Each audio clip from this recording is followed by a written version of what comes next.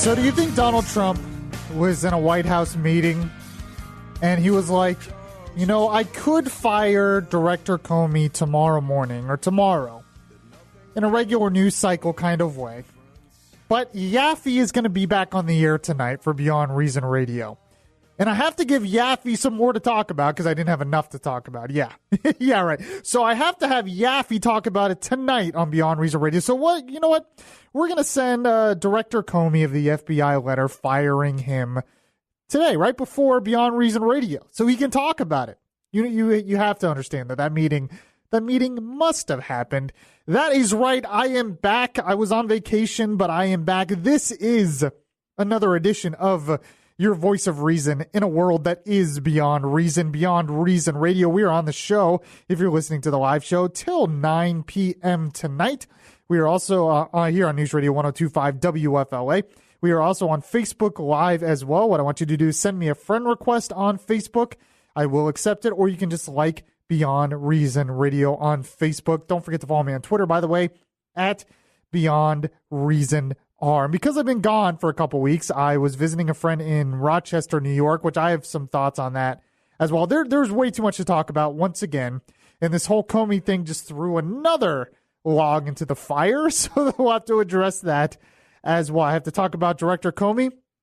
One of the main things I really have to talk about, though, is the American Health Care Act. The Republicans, the House, last week finally passed a repeal of Obamacare, sort of. And I haven't been on the air to really give my take on it. I haven't been around to really give my take on it. And the way people have reacted, I have to talk about that as well. And what comes next, I have to talk about that as well. So we are going to talk about that because I know you've all been waiting for a couple weeks. When all this was going down, you're like, I haven't heard what Yaffee thinks about it. So I will tell you what I think about it. We will do that in this hour. Some other stuff we have to go to. I do have a segment of things that made Yaffee laughy. I know you're all missing that. You all need a good laugh. And I found something really funny.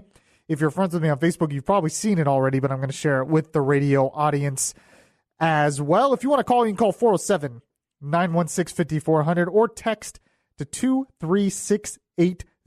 And by the way, we have Mr. Rob producing. How are you, Rob? Welcome back. Thank you. We missed you greatly. Oh, thank you. So many things greatly, beyond reason. Bigly. Yes. But you know what? You deserved a vacation. You got it. You know, yes. Someone's got to go see waterfalls and eat chicken wings. I mean, you know, it's a tough life for I yourself. visited. Yes. It was my Mecca. I was visiting a friend in Rochester. I drove to Buffalo one day. By the way, the weather was crazy that day. You know what? You know, in Florida, when it storms, it's kind of just one general area. So if you're on the highway, you'll kind of drive through it, and then you'll kind of be past it. It's usually like a line. Apparently, it's not like that in New York. From Rochester to Buffalo, from Buffalo back to Rochester, which is over an hour drive, it was crazy severe storm the whole drive. The whole drive back. And I ended up on a toll road. I didn't even know it was there until I was on it. It's not as clearly marked. Niagara Falls. Yeah, I didn't go to Niagara Falls. I went to Letchworth Park, which had some cool waterfalls and everything as well. So I want to talk about my experience up there. But I went to Buffalo to visit the original place of the buffalo wing. They look good, too. They were pretty good. I will not say they were the best. They were good.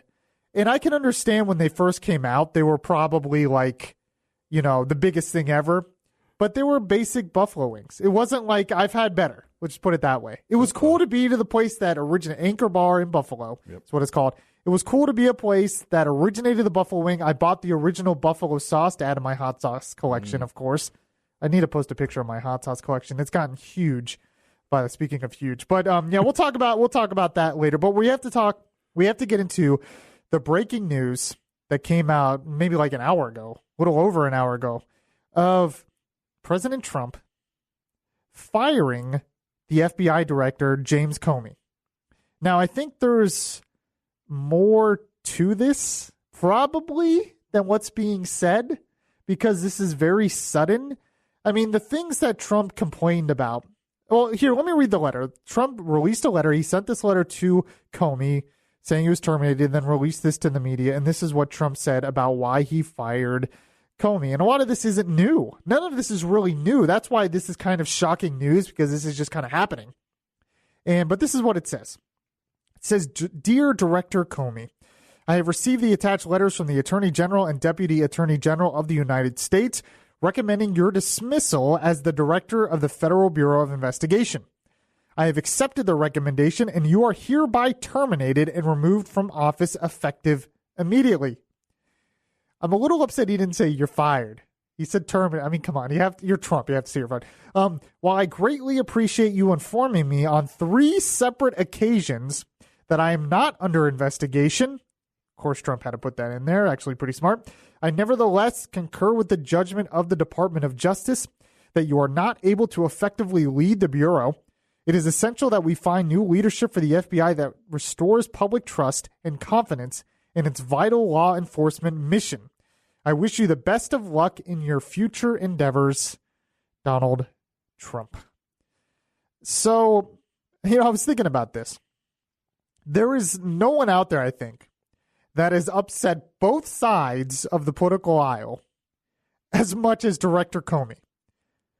The Democrats can't stand him because they blame him for Hillary losing the election. We've talked about, I don't think that's necessarily true. It probably had some effect.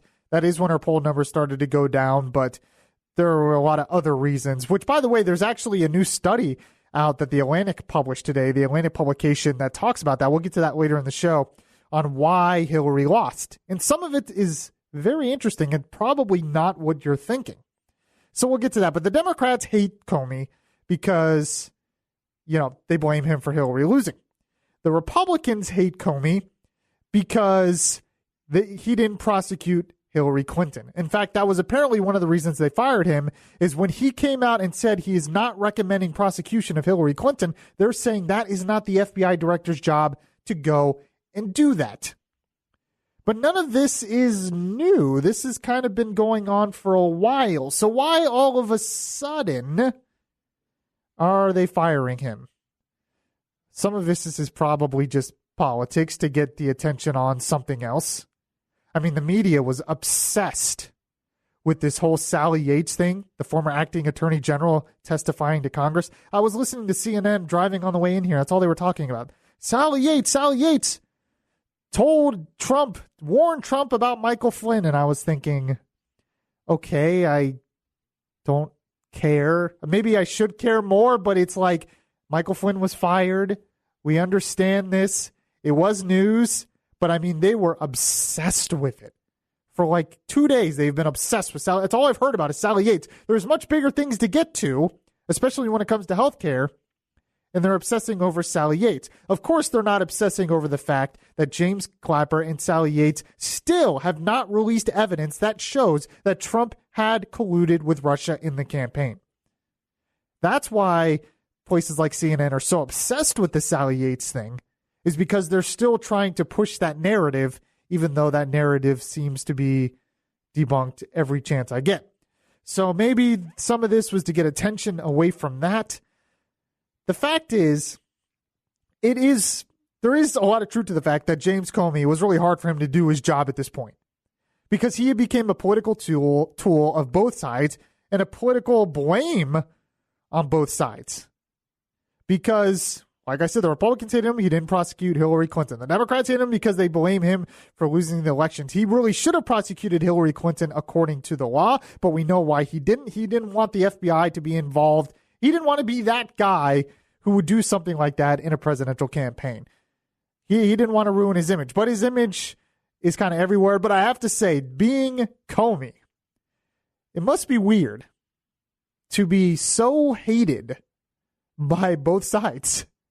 And it's kind of, and the reason why he said that he sent that letter to Congress a few weeks before the presidential election, in which he said they were reopening the investigation, it was kind of a reasonable answer, in my opinion. He said they found new information. And what if he did not tell Congress? If he did not tell Congress, then the Republicans would hate him. So he told Congress, the Democrats hate him. He did not tell Congress, then the Republicans would hate him. It's like a no-win situation for this guy. But the fact is, he probably wasn't able to do his job. But the question is, and I think we'll find out more in the next day or so, why now? And the fact is, we don't really know why now. I mean, all the media, because they have to talk about it or speculate, all kinds of different speculation out there already. But we don't really know why now. So we'll get to that. What is your take, if you have a take on it, on him being fired? The director of the FBI, James Comey, fired today right before Beyond Reason Radio to make sure that I would talk about it. 407-916-5400. You can text to 23680. You can comment on Facebook Live as well. I have to get into healthcare stuff. If you want to call on Comey, we'll take calls on Comey, talk more about it. I'll address more about it if there's any breaking news on that coming up. But I have to get into healthcare stuff. It's amazing to me how the left has reacted to the passage of this bill. Actually, it's amazing to me how both sides have reacted to this. So I will sift through it all like I do and be a voice of reason through it all. This is Beyond Reason Radio. I'm your host, Michael Yaffee. We'll be right back. You want to listen to Beyond Reason Radio live on your smartphone? Download the Beyond Reason Radio app now. Available in the Google Play or Apple App Stores. The voice of reason in a world that is beyond reason is back now. Oh, the speculation has already started on why Director Comey was fired on both sides. And, I mean, it's just happened like 2 hours ago, but it's already out there, and I don't know, it's always fun to watch. So Ann Coulter just tweeted out her reaction to it. She said, Comey firing is a red herring to distract from the fact that Trump hasn't started building the wall. So that's one I hadn't thought of. That's pretty clever. And then the Democrats are already out saying, well, this is just another person who was investigating Trump who was fired, implying that the only reason he was fired is because he was investigating Trump. So the Democrats are now going to use Comey as a martyr, I guess, a political martyr. See, this is proof that there was some kind of collusion, and he's just trying to get rid of anyone who is trying to get to that proof. We will see. The spin pretty immediately is always pretty entertaining to me. By the way, if you missed the top of the show, this is Beyond Reason Radio. I'm your host, Michael Yaffee. You missed the top of the show. FBI Director James Comey has been fired by Donald Trump. And let's play the latest report from Fox News on the firing. Attorney General Jeff Sessions recommended to President Trump that FBI Director James Comey had to go, and that's exactly what's happened. The president issuing a statement saying the move to fire Comey was necessary to restore public trust and confidence in the nation's top law enforcement agency. Comey's come under fire after announcing just days before the presidential election that he was re-examining Hillary Clinton's emails after some turned up in the laptop of former Congressman Anthony Weiner, who shared that computer with Clinton aide Huma Abedin. In Washington, Jill Nato, Fox News. All right, so there's the latest on that, and the spin has already started. We'll see what happens. One of the other things that's been floated out there as well is Comey misspoke when he spoke to the Senate, saying there were hundreds of thousands of emails on the Anthony Weiner's computer by Huma Abedin. Apparently that was an overstatement. That was not exactly true. So he got a little bit of flack of that as well. Do I think that's the reason he was fired? Probably not. I don't know if I go to Ann Coulter's route either, that, this is a distraction because he hasn't built the wall. But I have to get people, I have to think it's clever. I think a lot of the spin is clever. Okay, so we'll get to more of that as the show continues on. So I was gone for a couple weeks, and the Republicans were busy passing healthcare reform, sort of. And I know a lot of you probably want to know what my take on all of this is. You've heard everybody else's take, every possible angle to it imaginable. And by the way, it still hasn't been passed in the Senate, and we still don't even know what it's going to look like in the Senate. So the first thing I have to say is the House Republicans celebrating like they were was a little premature. I know they trying to make a big media spectacle because a lot of people want this repealed. Trust me, a lot of people want this repealed. Don't let the Democrats and the left and some of the media tell you that they didn't, because a lot of people did want to repeal. That's why a lot of those Republicans are in office. But to have this big celebration before the Senate has passed anything, and now there's talk that the Senate bill could look completely different. A little premature, but Trump wanted to win. He wanted to win. But what my take on this whole healthcare thing really is summed up best by somebody else. Charles Krauthammer, and this video went viral.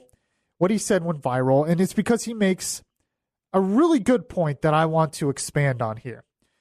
And it's a point that's kind of amazing considering how the Democrats are reacting to this bill. And what he says here, it's sort of prophetic, I think, and I think he is exactly right. Let's play again. He said this on Special Report a few nights ago. It's been everywhere, but I want to play it again. Here's Charles Krauthammer on this new healthcare bill. I think historically speaking, we're at the midpoint. We had 7 years of Obamacare, a change in expectations, and I would predict that in less than 7 years we'll be in a single-payer system. I think that's the great irony of this. Obamacare failed at every level. Politically, the Democrats were crushed over 6 years and 4 elections, where, as you say, they lost seats in the House, the Senate, the governorships, etc., largely because of Obamacare. It failed on the ground, as was pointed out earlier. The insurers are in a death spiral. The Obamacare exchanges are collapsing. You've had these exchanges, these community exchanges, completely disintegrating. But the irony is, in the end, I think Obamacare wins the day because it changed expectations. Look at the terms of the debate. Republicans are not arguing the free market anymore. They have sort of accepted the fact that the electorate sees health care as not just any commodity. It's not like purchasing a steak or a car. It's something that people now have a sense the government ought to guarantee. That's a right. Right. And because of that, even Republicans are trying to say, oh, we're not going to lose that many. Oh, yes, you'll be covered on if you have a pre-existing condition. The terms of debate are entirely on the grounds of the liberal argument that everybody ought to have. So how do we get Once that happens, you're going to end up with a single payer. Well, I was going to say, how do you... He is exactly right. The funny thing about this health care bill passed by the Republicans in the House is the Republicans are not arguing anymore for a real free market solution. They have bought into the premise of Obamacare, and he admits that it's ironic because Obamacare is collapsing, Obamacare is failing. That should be used as an example as why there should not be government health care and that much government involved in health care. That should be the argument against it. But the Republicans have bought into the lie and have bought into the premise that it is up to the federal government to guarantee your quote-unquote right to health care. It used to be that the Republicans in Congress, especially after the Tea Party, would argue that the free market would be better suited for health care. And there are reasons for that. But that argument is now out the window. And what's so amazing to me about all of this is even with the Republicans caving on a lot of things, buying into the premise of Obamacare, not really passing a full repeal, keeping a lot of the subsidies, a lot of the government involvement in healthcare. Even with the Republicans doing all that, you have the Democrats acting like they're killing millions of Americans. You have the Democrats and the left in the media, and I'm going to play a montage a little bit later of late night television hosts talking about this, which I don't remember late night hosts were they always this political? Like some of the stuff I'm hearing, it's like straight up politics, partisan politics from what I've heard of a lot of these late night hosts. You know, it used to be before they would make fun of presidents, but it was kind of on the side and more about their personality. Now they're just straight up criticizing bills out by Republicans, which is very interesting. But you hear a lot on the left acting like this is the death of millions of Americans. And yet this bill is not even a full repeal of Obamacare. This bill still keeps a lot of the stuff of Obamacare in place. That tells you that Krauthammer is right. Republicans have given up on the debate. They've bought into the premise. So now the argument is, how much involvement should the government be in? Should it be even more? And the Democrats are going to want to go to a single payer. And what Krauthammer is saying is we're on that path because we've all bought into it. So if you're going to start going into this mode that it's the government's job to guarantee your right to health care, then eventually we're going to end up with a government healthcare system in this country. Now, what that will look like, I don't know if it'll be single payer. Single payer is like Canada, where you don't have any other options. You're on government healthcare, that's it. I think if we do get government healthcare, eventually in the next few years, it'll be a Medicaid for all, where you can be on government healthcare, but you can also buy private insurance if you can afford it. Now, private insurance will get a lot more expensive, plus you'll be paying taxes for government healthcare, and it creates a whole bunch of other problems, but that's probably where we're going. But I think Krauthammer is right. And what's amazing to me, and I said this before, the last time they tried to pass this, is if the Democrats and the left are going to vilify you as baby killers, and that's basically what they're doing, and I'll make that point a little bit later, then why are you even buying into the premise? Why not go all the way and then argue for a free market solution? They're going to vilify you anyway. You're trying to do this halfway, and they're still vilifying you.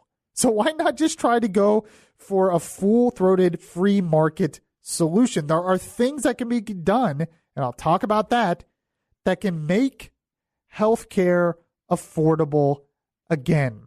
That was something Rand Paul said, and I really liked that line, and I wish that was something the Republicans would have grabbed onto, that and really push the idea that we are going to make healthcare affordable again. Because the biggest problem with Obamacare right now is there are a lot of people that want to buy healthcare that can't afford it because the premiums are too high, the deductibles are too high, and that's because of the government involvement in the system. I have a lot more to say on this. We'll get to that. A lot more stuff to talk about as well. This is Beyond Reason Radio. I'm your host, Michael Yaffee. We'll be right back. If you miss any of the show, you can download the Beyond Reason podcast on iTunes. This is Orlando's Smart Talk Radio. Beyond Reason Radio continues now. Well, before I left on vacation on my birthday, I was getting a text from a lot of the listeners wishing me a happy birthday. And one thing that made me so happy is they were getting my last name right for once. Yaffee, Y-A-F-F-E. A lot of people are actually getting it right. So I'm like, wow, maybe I've actually made it now. But I just got a comment on Facebook Live that said, I always thought your name was Yappy.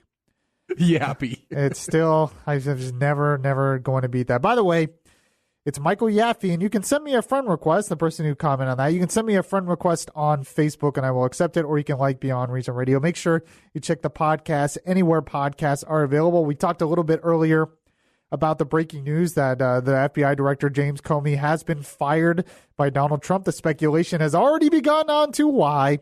Trump said it has to do with the whole Hillary investigation, and he didn't really do his job.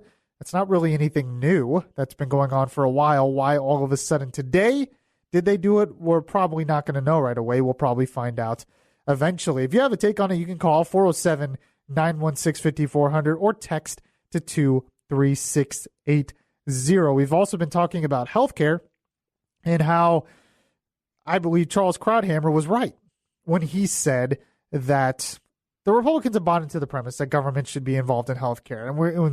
And this is not a win for conservatism. And unfortunately, this is heading us to single payer.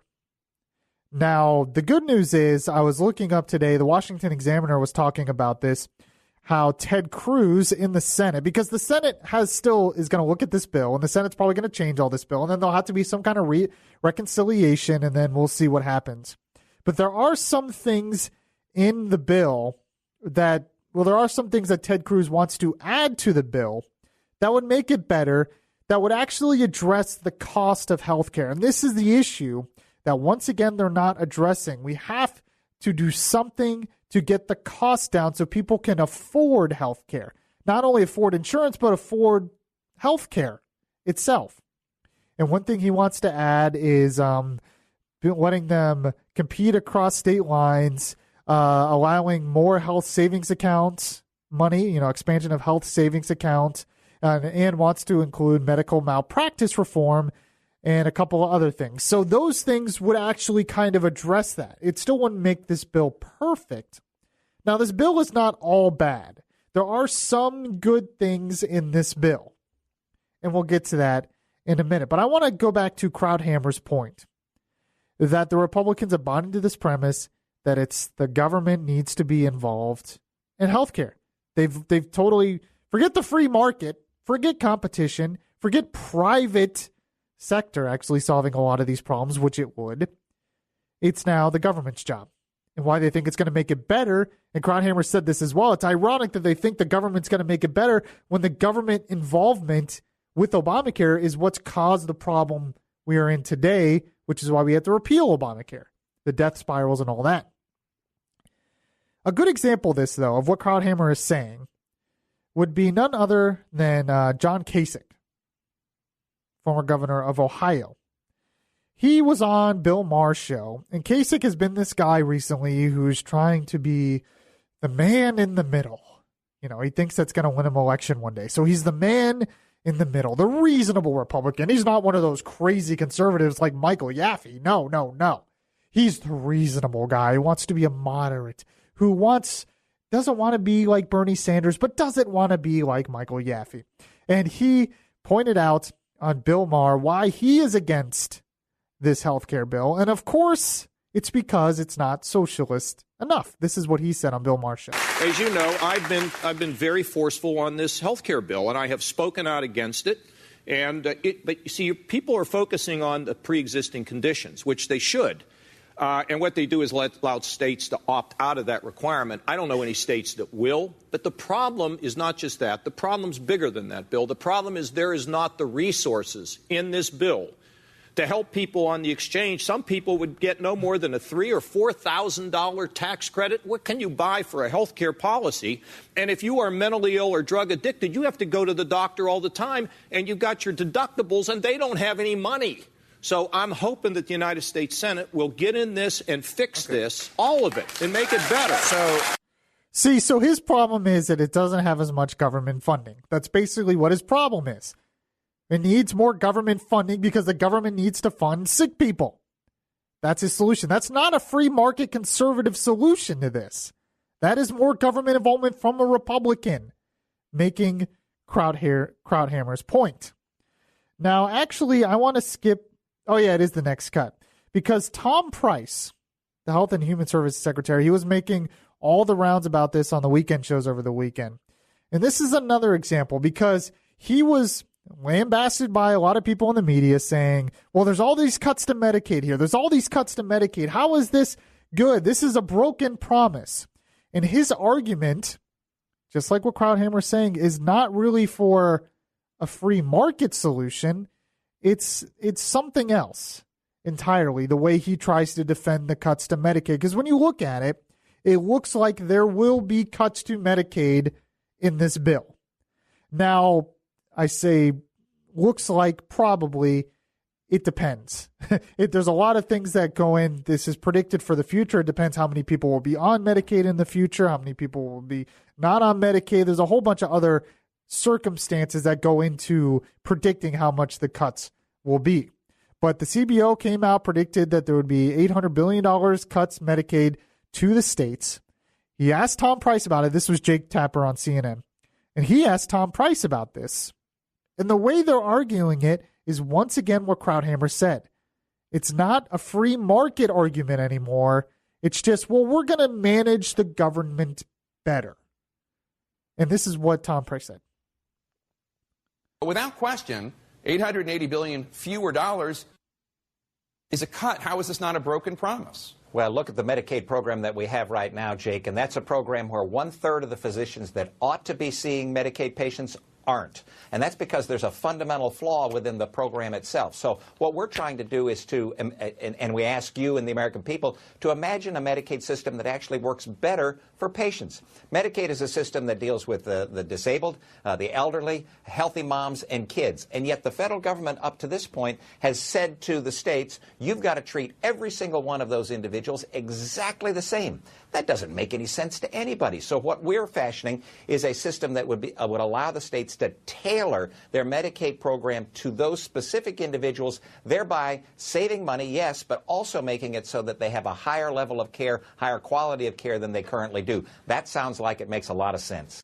So he's kind of dodging it a little bit because he won't directly say there'll be cuts, but he's saying, well, we're just tailoring it better so the states can manage it better. And, you know, this is what I would say to this. I know a lot of people, this is a very unpopular opinion, but I will say there needs to be cuts to Medicaid. The Medicaid expansion was costing the government way too much money. There was a reason why you wanted to cut the Medicaid expansion, because it was another entitlement program that was going to grow and grow and grow and get more people dependent on a government program. So you want to cut Medicaid, and I would say, and I'm one of these few people that would say, yes, there are cuts to Medicaid, but that's a good thing. Why is it a good thing? Well, my argument is, why is it the goal now to have more and more people on a government program? That seems to be the goal of all these people on the left, all these Democrats, and even Republicans now, to have more and more people on Medicaid. They think it's a great thing that more and more people are able to get Medicaid. What the real solution should be is not to try to get more and more people on a government program, but to try to reform the healthcare system so private insurance, which would be much better than people on a government program, private insurance would be more affordable. There has to be reforms so we can make private insurance or private medical care, even outside of insurance, more affordable so people don't have to be on Medicaid, so people could actually afford to purchase their own health care in the private sector. That is the reforms that we really need, but this is not being argued. All of the arguments are, well, this is going to cut so many people off Medicaid. So many people are going to lose Medicaid. They're going to lose their insurance. And in one way, they have a good point, because we are cutting them off Medicaid, but we are not passing the reforms that will make healthcare and health insurance affordable again. So we have to do both. But it doesn't seem like anyone's goal anymore is to actually have a free market solution to make healthcare affordable again. It seems like everyone's goal is to get more and more people onto the government system. Why do we want that? And that goes back to Krauthammer's point that the argument has changed. And when we have bought into the premise that we need more people on Medicaid, more people on a government healthcare system, more tax credits and subsidies for people to get healthcare, once we go to that argument, we're just headed towards single payer. So that's why I think Krauthammer, what he said, was prophetic. Now, another thing I want to get to here real quick is Huckabee. Mike Huckabee, former presidential candidate, former governor of Arkansas. He had some interesting comments on this, and even he is not really addressing the issue of making healthcare affordable again, of a free market solution. He is saying that it's a lie that healthcare, we're ever going to cut the cost of healthcare. He's saying that's a lie. It's never going to happen. And I have to disagree with him. This is what Mike Huckabee had to say. Healthcare is not going to get less expensive. We've got to just suck it up and accept the fact that because technology is so dramatically different. 50 years ago, medicine was house calls. It was, you got penicillin and aspirin. They were still using ether in the operating rooms, and that was about the extent of anesthesia. Today, we have tomography, we have MRI, we have CAT scans, we have extraordinary nuclear medicine, we have procedures that were unthinkable 50 years ago, but they're very expensive. Everybody wants them. Everybody will feel like that I need to be able to access those. Let's quit telling people healthcare is going to get less expensive. But the big picture is this. We do not have a health care crisis in America, Martha. We have a health crisis because 80% of all the dollars we spend on medicine are for chronic disease. We have people who are unhealthy, and that's where the cost is. If you don't address that, I don't care what you do. There is no magic wand, no abracadabra. This system still gets more and more expensive. Now, I have to, I do want to say he makes some good points here.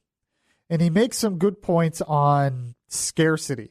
And what that means is healthcare is not a static thing. There isn't just a one thing healthcare that everyone can get. Healthcare changes depending on the person. It changes depending on the treatment. It changes depending on the technology. So when you say you have a right to healthcare, well, what does that mean specifically? You have a right to chemo, or do you have a right to the latest special experimental drug that's only being tested on so many people? So what does that mean? That being said, I don't know if I buy into the argument that we're never going to cut the cost of healthcare because of the new technology. A lot of times, it's the opposite. As the new technology gets more efficient and more available, the costs are going to go down. But this is the whole issue. He is once again not arguing for a free market solution. There are some people that are saying we could add competition. We could add new innovation. We could add a different way to get health care for a lot of people, health savings accounts, which would add more accountability into the marketplace.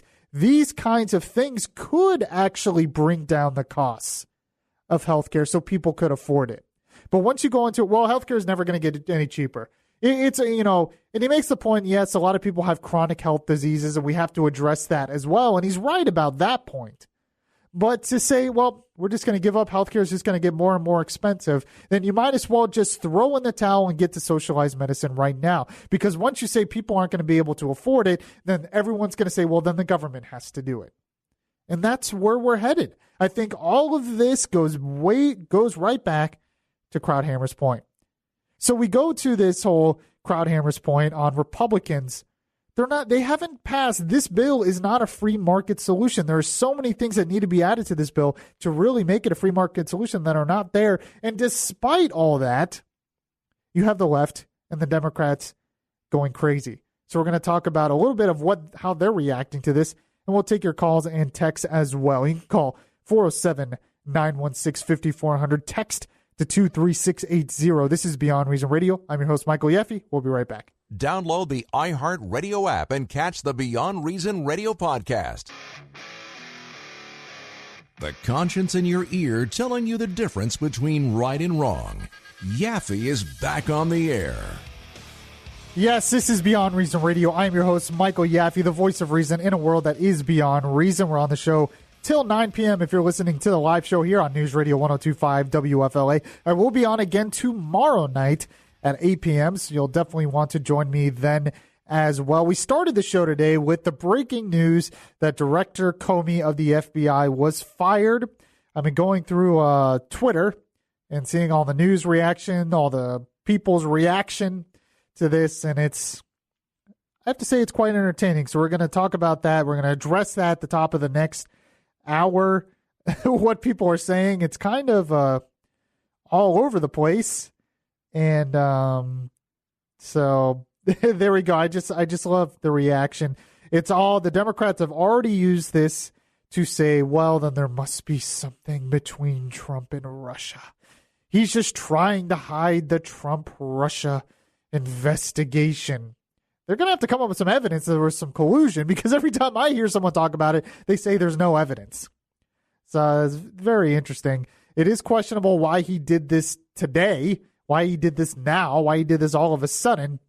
But we'll see. People are already acting. The talking heads are already all over the place on this. So we'll get to that in the next hour. We've been talking about healthcare. I was gone for a couple weeks, so I know you all were waiting with bated breath. What is Yaffee's take on the Republicans in the House passing that healthcare bill? And I basically gave you my take that it's funny to me that the Democrats are going crazy over this, and the media has been going crazy over this, acting like millions of children, babies, are going to die because of this healthcare bill, which is absurd, which is hyperbole, which is crazy. And this is not even a full repeal. The Republicans should have just went for full repeal then, because the Democrats would vilify it no matter what. Now, one thing that I found really interesting is how these late night shows have immediately reacted to this. You have the really late show with Seth Meyers. You have Stephen Colbert talked about Trevor Noah. The Daily Show, I would expect. But he did talk about this as well. You had Jimmy Kimmel, which I'm going to play some of his stuff, and Jimmy Fallon and all that stuff. And, well, here's a montage of how the late night shows reacted to this. Obamacare was paid for largely with a tax increase on the richest Americans. The new bill would cut taxes for the wealthy up to $883 billion. Now, listen, if hearing that raises your blood pressure, calm down. You can't afford the medication anymore. Republicans added new things that made it even worse. They basically took an oatmeal raisin cookie and added cilantro. Because after 7 years of foreplay, and with just 2 votes to spare, the House Republicans successfully passed a bill to repeal Obamacare, which could mean more than 20 million Americans would no longer have health insurance. People with pre-existing conditions could see a massive spike in their premiums, although the truth is we don't know any of this for sure. Why? Because Republicans passed this bill without an official scoring of its costs from the CBO. So the true effects of the bill could be anything. Hell, your baby could have to do its own C-section from the inside. You don't know. So there's the late night reaction. Of course, none of these people, they were all complaining that the process that went through, because the CBO didn't score it yet, nobody had read the bill. None of these people cared when Obama passed Obamacare, nobody had read the bill.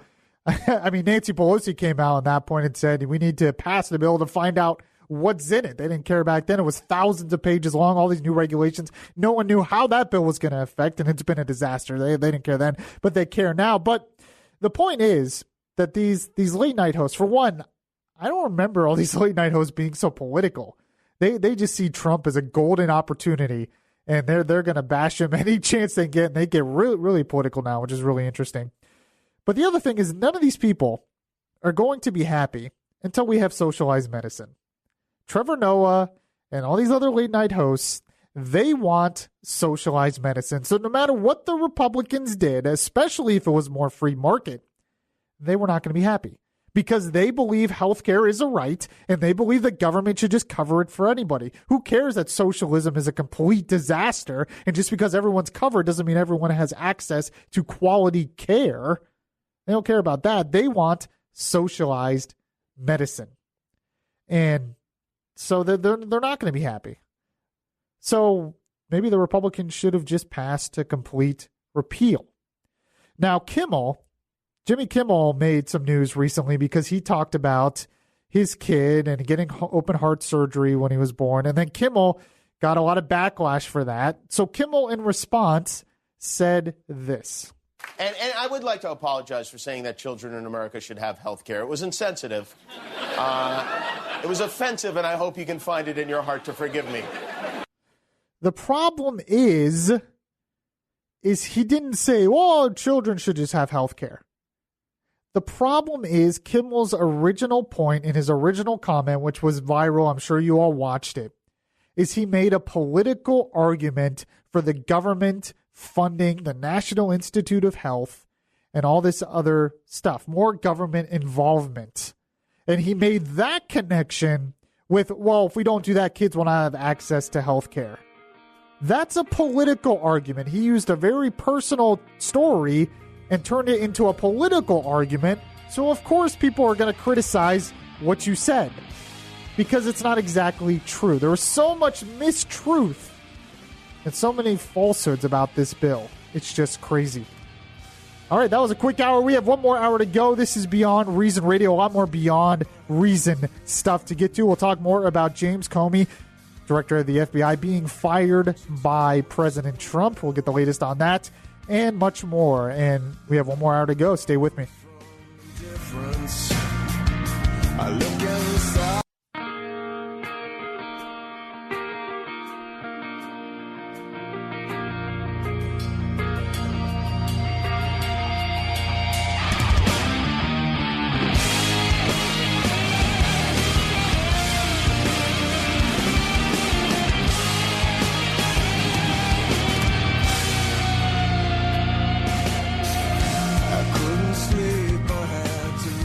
Okay, we have to fire Comey before Beyond Reason Radio.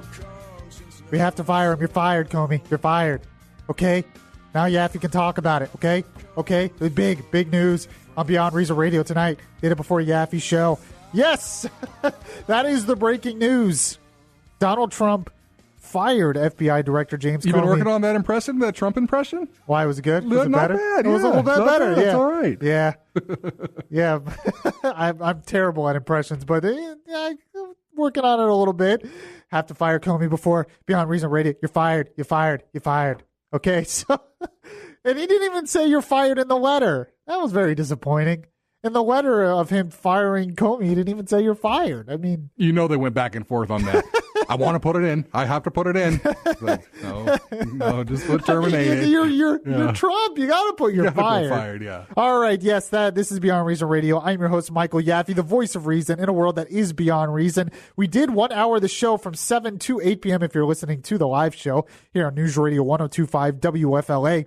If you missed any of that show, I will post the podcast of the entire show later. I was on vacation for a couple of weeks. I know you all missed me. You're crying tears when I was gone, and now tears of joy that I'm back. I'll tell you a little bit what I learned on my vacation and a little bit later. But we have the breaking news that FBI Director James Comey was fired. By the way, that is Rob producing in there. How are you, Rob? Doing good. Missed you. Glad you're back. All right, good. Now we got to get down to business. We're like ready to get into this. Okay. So, let's play the audio from Fox News. Fox News, here's the report from Fox News Radio on the firing of FBI Director James Comey by President Trump. Attorney General Jeff Sessions recommended to President Trump that FBI Director James Comey had to go, and that's exactly what's happened. The president issuing a statement saying the move to fire Comey was necessary to restore public trust and confidence in the nation's top law enforcement agency. Comey's come under fire after announcing just days before the presidential election that he was re-examining Hillary Clinton's emails after some turned up in the laptop of former Congressman Anthony Weiner, who shared that computer with Clinton aide Huma Abedin. In Washington, Jill Nato, Fox News. All right. So, and then I have the letter here, actually, by the way, from President Trump to Director James Comey, which they released to the media, which is very interesting, on why he fired him. This is what Trump said. He said, I have received the attached letters from the Attorney General and Deputy Attorney General of the United States recommending your dismissal as the Director of the Federal Bureau of Investigation. I have accepted the recommendation, and you are hereby terminated and removed from office effective immediately. I'm still upset he didn't say you're fired. While I greatly appreciate you informing me on 3 separate occasions that I am not under investigation, of course, Trump had to add that, I nevertheless concur with the judgment of the Department of Justice that you are not able to effectively lead the Bureau. It is essential that we find new leadership for the FBI that restores public trust and confidence in its vital law enforcement mission. I wish you the best of luck in your future endeavors, Donald J. Trump. So, people are already reacting to this, and some of the reaction is, very fascinating, very interesting. I was looking on Twitter, and Coulter already reacted, because the question is why? Why now? Because the reason why they're giving is that the whole Hillary investigation, and him not prosecuting Hillary, and then the whole investigation after that, that's what they're saying. The Attorney General says that was not handled right, and he should be fired. And there's a lot of credible arguments that have been going around for a while that his whole handling of that whole situation, he should have been fired for that. And a lot of people have been calling for him to be fired for a while. So Donald Trump fires him, and of course now all the speculation is on why now, and of course has nothing to do with that. Now they're saying it's because he was on to something with Trump and Russia, which they of course have no evidence of, but the speculation is out there. And Coulter went a completely different route. She said Comey's firing is a red herring to distract from the fact that Trump hasn't started building the wall. So that was a new one. That was a clever one. I have to give Ann Coulter credit for that.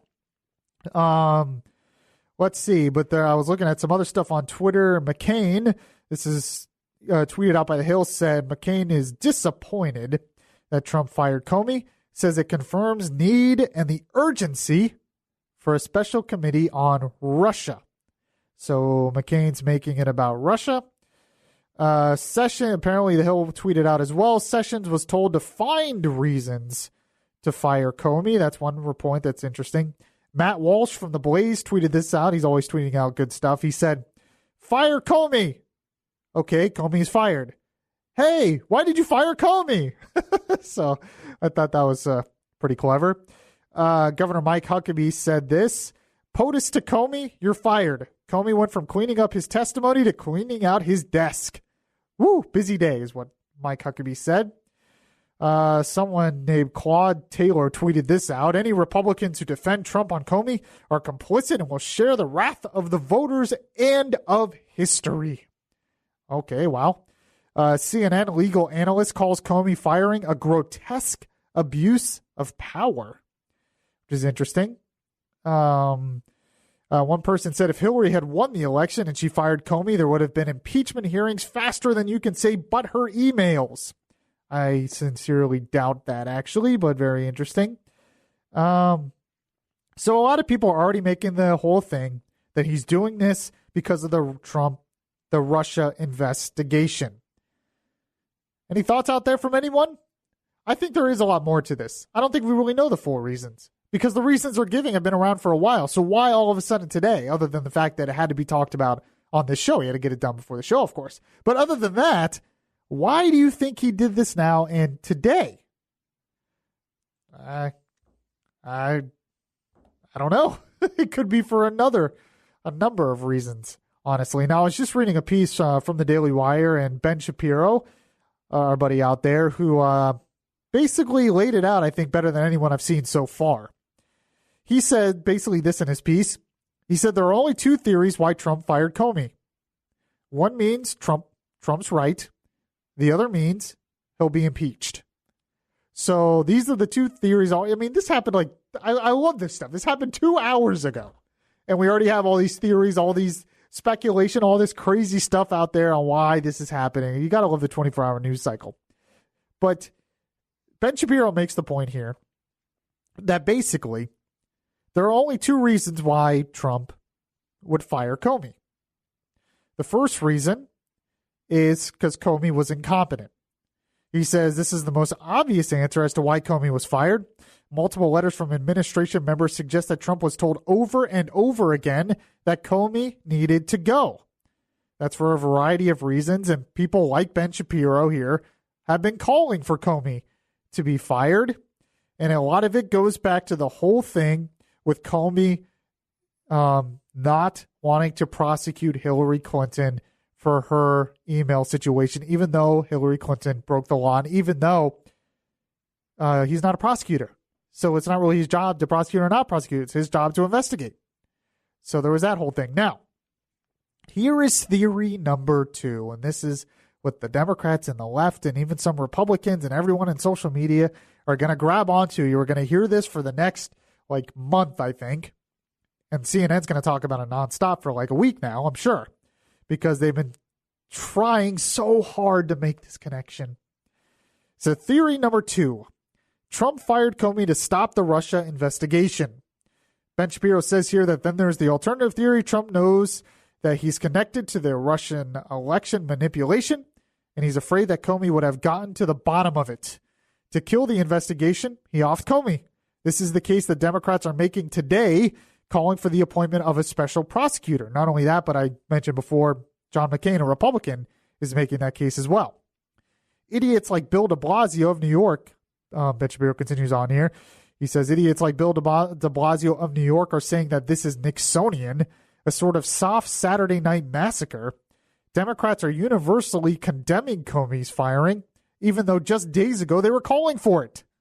That's kind of interesting.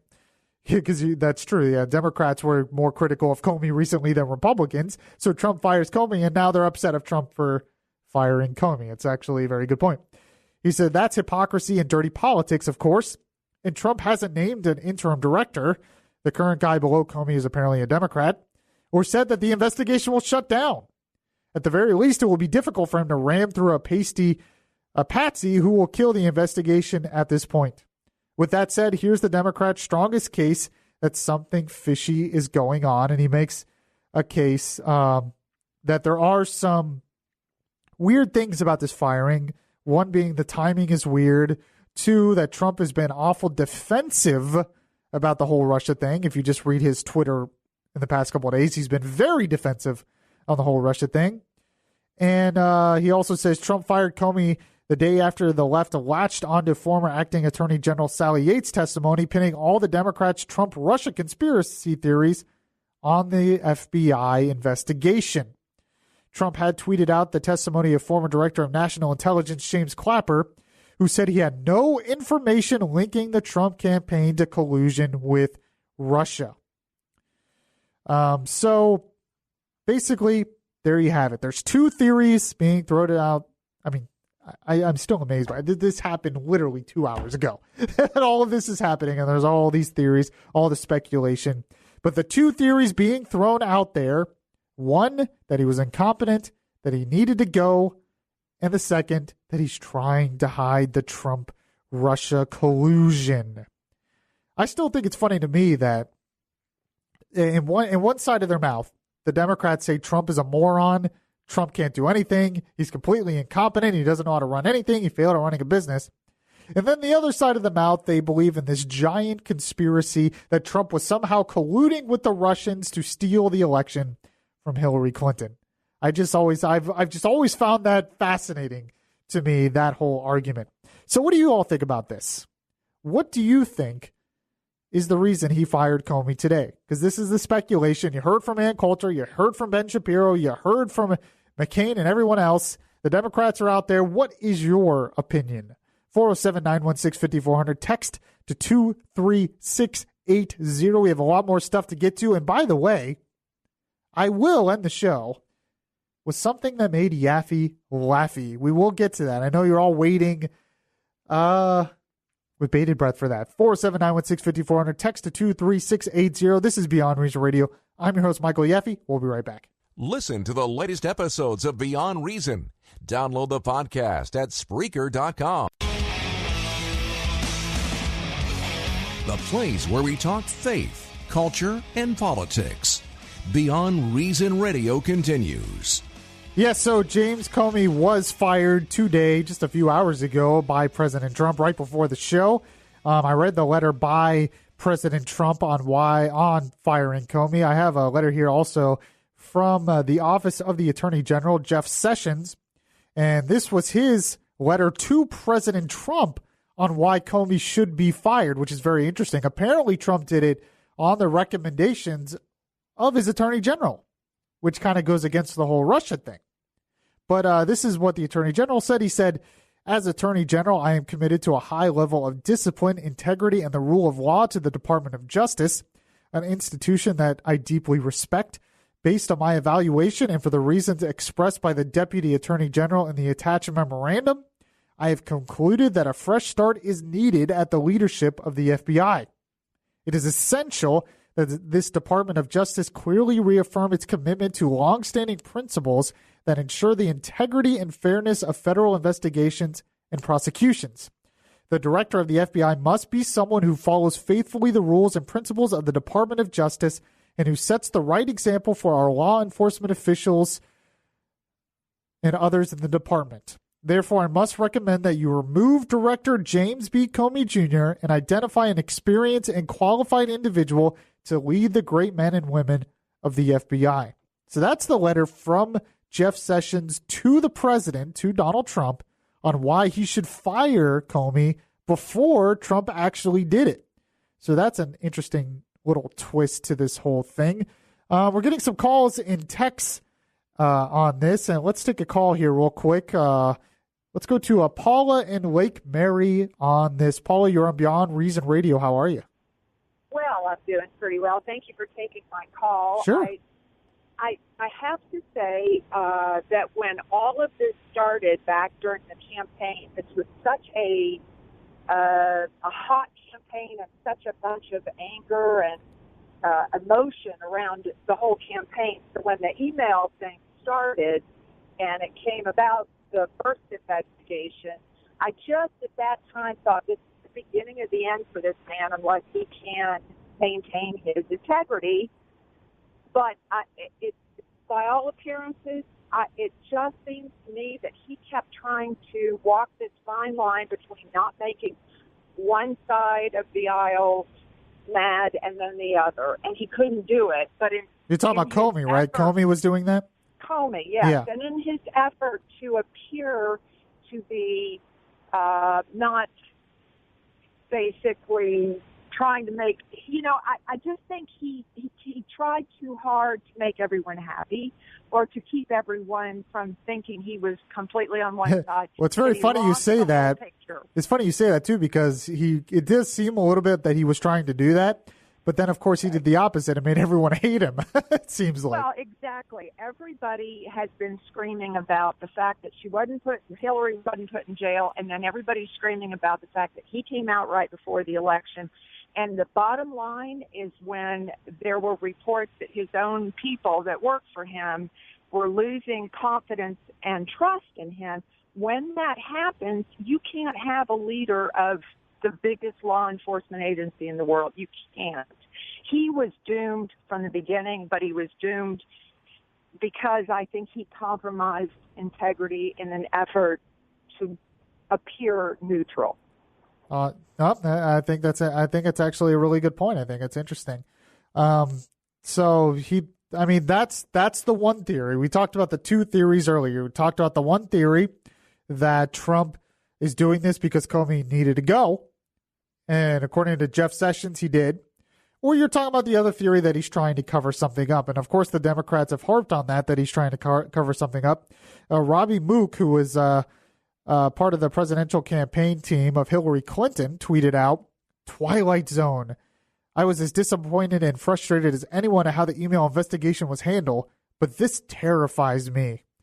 So a lot of people are showing, Senator Tim Kaine already tweeted out that the administration is doing this because of the Russia investigation. So this is, that narrative. It was kind of predictable that was going to be the narrative that came out pretty quickly, but that narrative is now out there by the Democrats, that this was all being done to cover up something dealing with Russia. I had a comment on the text line as well that said, with the Dems, it's simple demagoguery, always demagoguery. I really think the point of all this is we're not going to really know the full story right now because this just happened. I know everyone's harping on this. Everybody already has their theories, but we don't know other than what Trump said, other than what Jeff Sessions said. We all know that Trump was not best friends with James Comey. We all know that the Republicans and the Democrats were not best friends with James Comey.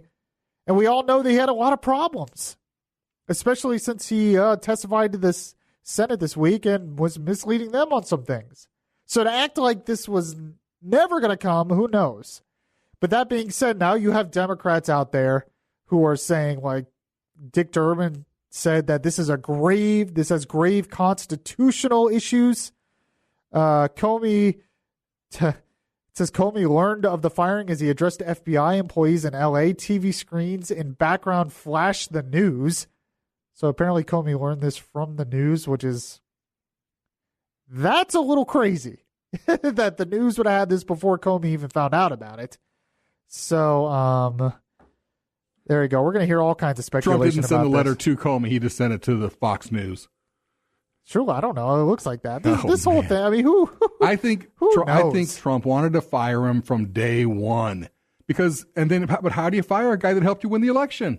Because I'm in the boat where that comment in the last week saying that they're reinvestigating Hillary's emails, that sealed the deal for Trump. People were like, this is it. I can't deal with Hillary anymore. That's it. And it swayed the voters. You think it was the thing that broke the camel's back? I the straw do. that broke the Definitely. camel's back? And people who are in the Democrats definitely think that. Even Hillary, when she was out on her little tour last week. I know, that's what she said. She said it right around. She would have been president if the day before. I would have been elected if it was October 27th. She said that. So that's a very interesting point you bring up. And then he had it in his back pocket. He go, we'll just wait for something, and this will be our little red herring where we can just throw it out there and fire Comey when we want to squash some other news like Yates and whatever else is going on. So, all right, there's another theory. I love all the theories out there. So if you have any take on that, what you think the reason is, you can call 407-916-5400, text to 23680. So speaking of that, the whole thing on why Hillary won or why Hillary lost, why Trump won, all this stuff. There's a new study out that the Atlantic put out there that I want to get into a little bit because it will create some discussion on this, because the reason it gives that people were giving in the study, I guess they did a survey of a bunch of people and a study of a bunch of voters on what they say and why the reason was, is very interesting. And it's actually a little bit different than even what I had originally thought. So we're going to get into that. This is Beyond Reason Radio. I'm your host, Michael Yaffee. We'll be right back. If you like Beyond Reason Radio, well, make sure to show it by liking the Facebook page at facebook.com/Beyond Reason Radio. Your safe space for conservative thought, not for political correctness. Yaffee is back right now. Yes, I am back finally from vacation. I took a trip up to New York State. I was in Rochester, and I also visited Buffalo. I went to the original place of the original Buffalo Wing. It was like my mecca. I had to take a pilgrimage up there and find it was very fun. But the reason, one thing I learned on my trip up there is we are very spoiled to live in Orlando. I love Orlando. Rochester, people are going to be upset with me because I'm like bashing Rochester. I don't mean to. There's a lot of beauty in the nature in Rochester and the surrounding areas, but the city itself is very run down. Really? The economy's not good there, really. Crime there is not good. I found out while I was up there that like in the city of Rochester itself, the graduation rate of high schoolers is like 30%. Which is crazy. How is that even possible? I can't even begin to comprehend that.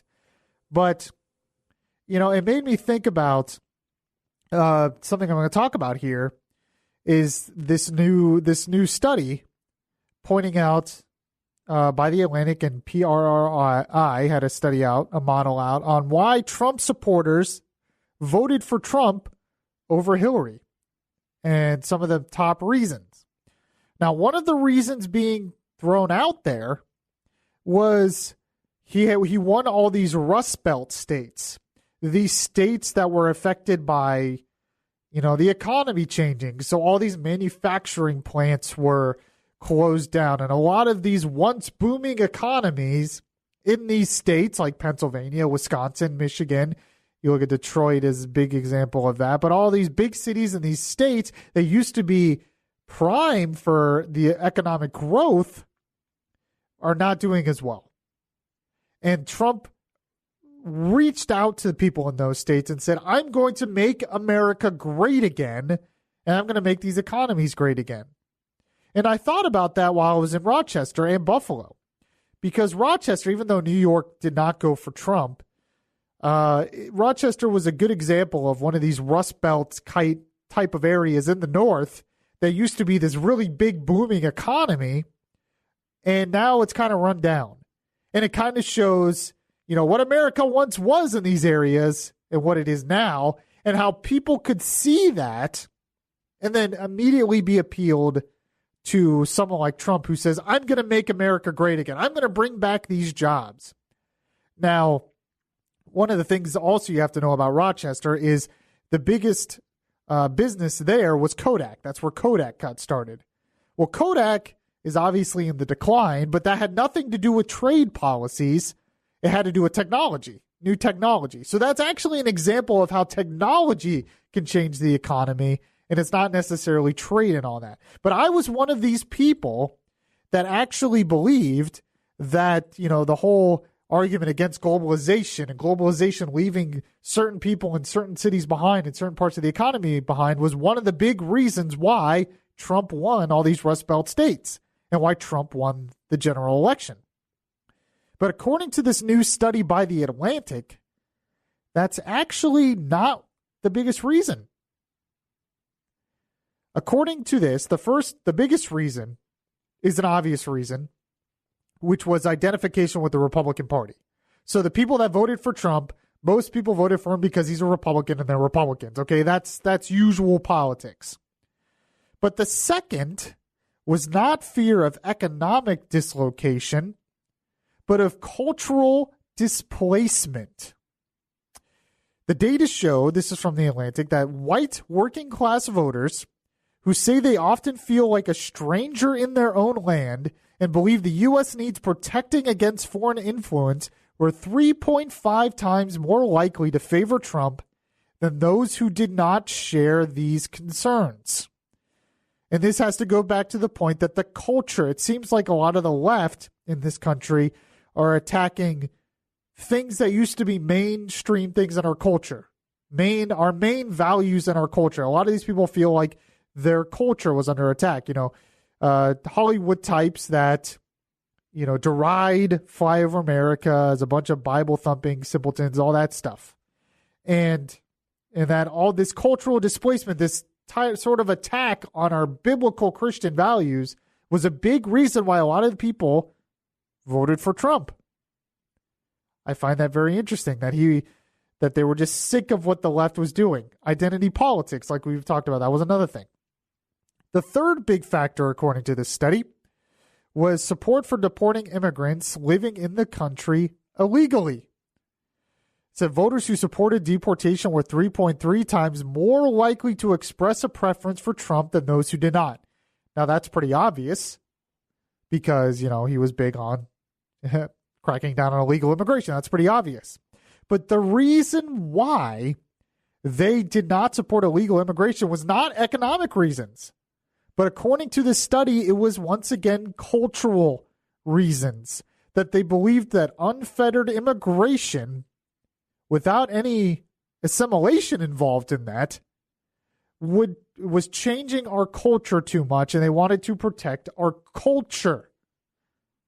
So I found that very interesting. So what this study is basically pointing out, in case after case, is a lot of these people who supported Trump voted for Trump because they believed that their culture, their American values, the values that they've held dear for so long, have been so much under attack by the left that voting for Trump was a way to fight back against that. Another example here, the fourth factor in this study said a disdain for higher education.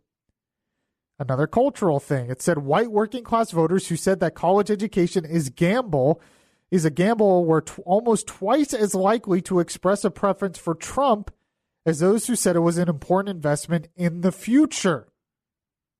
This has to do with the fact that they believe a lot of liberal colleges have become breeding grounds for leftism and have been breeding grounds for being against American culture and American values. That's very interesting, and I think there's actually a lot of truth to that.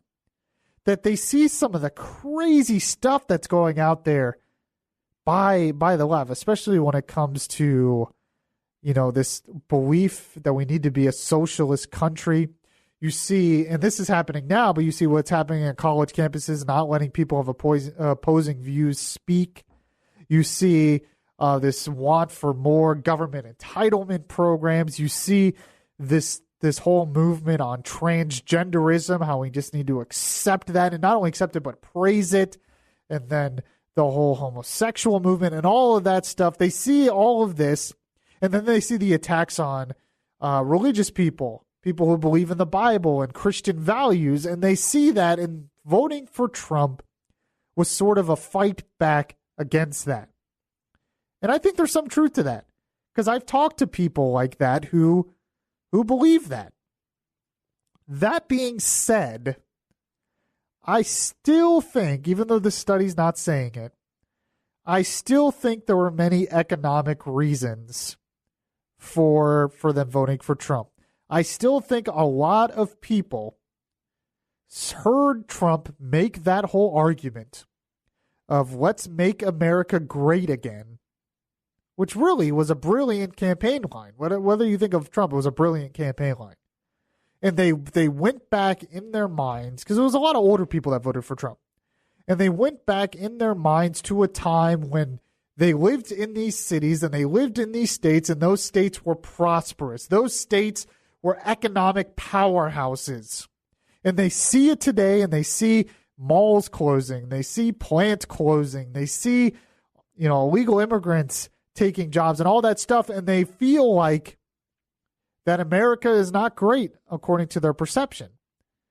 Now, if you go to a lot of other places like Orlando, it seems like America is doing pretty well. A lot of things have just changed. A lot of the economic powerhouses are now in the South instead of the North, and free trade has actually helped the economy expand in a lot of places.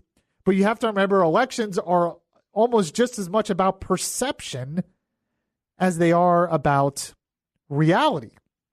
So Trump was able to portray this perception to a lot of those people in those Rust Belt states that, these politicians have screwed you, but I'm going to bring these jobs back. I'm going to make the economy prosperous in these areas, and I'm going to make America great again. So I think there's some truth to this study that it is a lot of the culture. They feel like their culture was under attack, but I cannot discount the economic reasons as well. The economic populism, which I disagree with a lot of Trump's economic policies, because I look at the big picture and I look at the stats and I look at how free trade and economic liberty is a really good thing, and more government involvement is not going to help.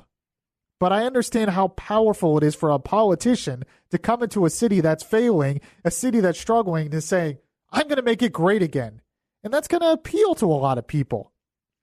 So in terms of the whole, and there's, we hear every day, I feel like historians are going to be studying this election for thousands of years or something. Archaeologists are going to be looking through ancient documents on the Trump election and still coming out with theories on why Trump won. You hear every theory in the book now from every different outlet on both sides on why Trump won. So, and there's always more than one reason. There's not just one reason. There's always more than just one reason. But that's my thoughts on some of the biggest reasons why. And I think this study from the Atlantic actually makes a good point. Do you all agree or disagree with that? 407-916-5400. Text to 23680. If you have any comments on the Comey thing, we can get to that as well. Fox News is on the TV in the background here, and they're doing something really weird. They're watching, I think they're watching Comey's SUV as he's driving home, and he's doing like a police escort. He's doing an OJ chase. It's an OJ watch. I don't think they're chasing Comey. I don't think he's under arrest, but it's just weird to watch. Well, it says it's in Los Angeles. I don't know what I'm watching here. They're following James Comey's motorcade with a helicopter after he was fired. I feel like that's a little much.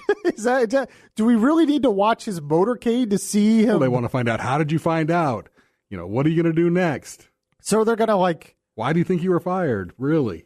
They're going to lambaste him as he gets home. I mean, they're just following his car right now. He's probably just going home, I guess.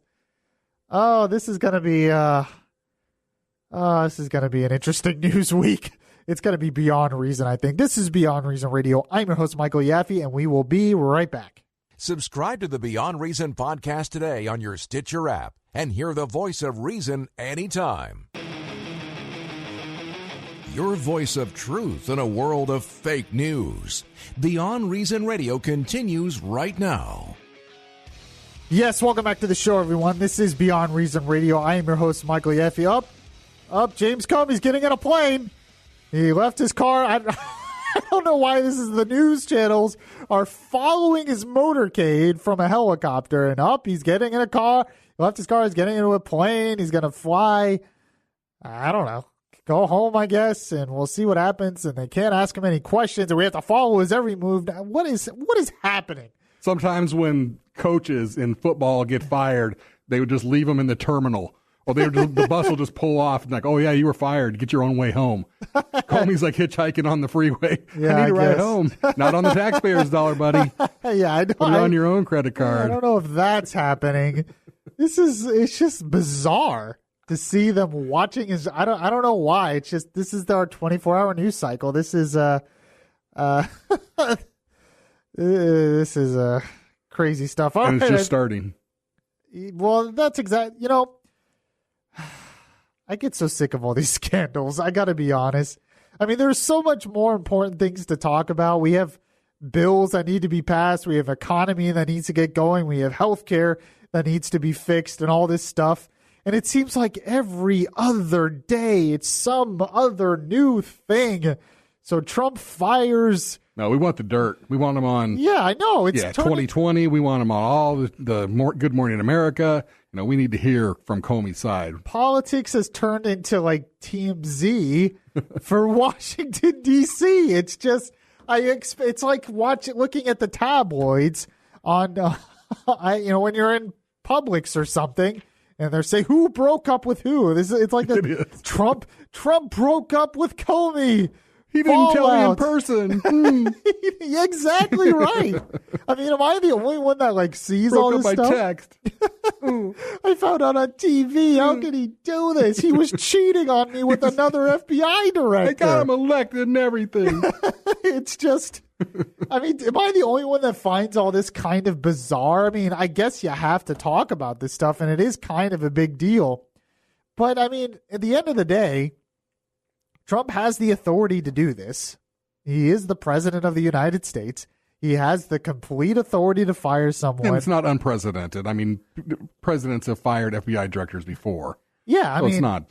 And, there might be something more to this, but the fact is, none of these people know. Right. None of these people on TV right now, and none of these people, these Democrats and Republicans saying any of this, none of these people have any idea what the real reason behind it is, other than maybe it's exactly the reason that Trump gave. Maybe the only reason that Trump did it is because what the attorney general said in his letter, maybe what Trump said. No. It has to be some kind of big collusion. What's he covering up? The New York Times has a piece. I mean, this happened 3 hours ago. And the New York Times has a piece right now that says, in Trump's firing of James Comey, echoes of Watergate. You know what I mean? I'd like to see that connection. That doesn't make any sense. Well, they're saying he fired him because it's like the Saturday Night Massacre when President Richard Nixon ordered the firing of Archibald Cox, the special prosecutor looking into the so-called third-rate burglary that would eventually bring Nixon down. So what they're saying is, the only reason he fired him is the whole thing that because he was investigating Trump-Russia, and this is Trump trying to cover that up. So there's no guarantee that the next FBI director won't go after the collusion of Russia and Trump. I mean, who knows? Well, not only that, but the Democrats didn't even like Comey because they were thinking he didn't do enough. And he hasn't said he's going to stop this investigation. Congress is still investigating. Yep. Trump hasn't stopped that. But every time I turn around, it's hard for me to be all gung-ho about the Russia thing when every single time I hear somebody testify on this thing, they'll say, yeah, there's an investigation, but they'll always say there is no evidence of collusion between Trump and the Russians during the campaign. Right. I hear this over and over again. So I'm supposed to be this guy who believes in all this conspiracy when over and over again, I have not seen the evidence. But you do believe that Russia did try to interfere with the election. Well, there's no doubt about that. Because that has been proven. Right. But what's happening is they're trying to make the connection that Trump colluded with them. He's some evil genius behind the scenes that's pulling all the strings. Yeah, and it's so hard for me to believe that Trump is that guy. Right. I'm sorry. That maybe someone in his campaign knew, and it looks like Paul Manafort had connections to the Russian, but he was fired. Mike Flynn had connections with Russia, and he was fired. And even their connections with Russia wasn't anything about collusion. Mm-hmm. So it was just, we're just so desperate for scandal all the time that we're trying to find something. And maybe it's just what Trump said it was. I don't know. If it's not, Trump will be impeached, I guess. We'll find out more if a special prosecutor comes out and finds out more in this investigation. I wish if there was evidence that they would just bring out the evidence already so we can actually have evidence pointing to the collusion. But so far, I haven't seen it. Don't worry. Comey's on the plane. He's safe. Oh, yes. Comey's on the plane. Yep. We're still watching his plane. We're going to watch his plane take off on TV. I swear, it's like freaking paparazzi on this, following James Comey. The media has turned into the paparazzi. It's just crazy stuff to me. All right. Yeah. Before we end the show, though, we have something that made Yaffee laughy.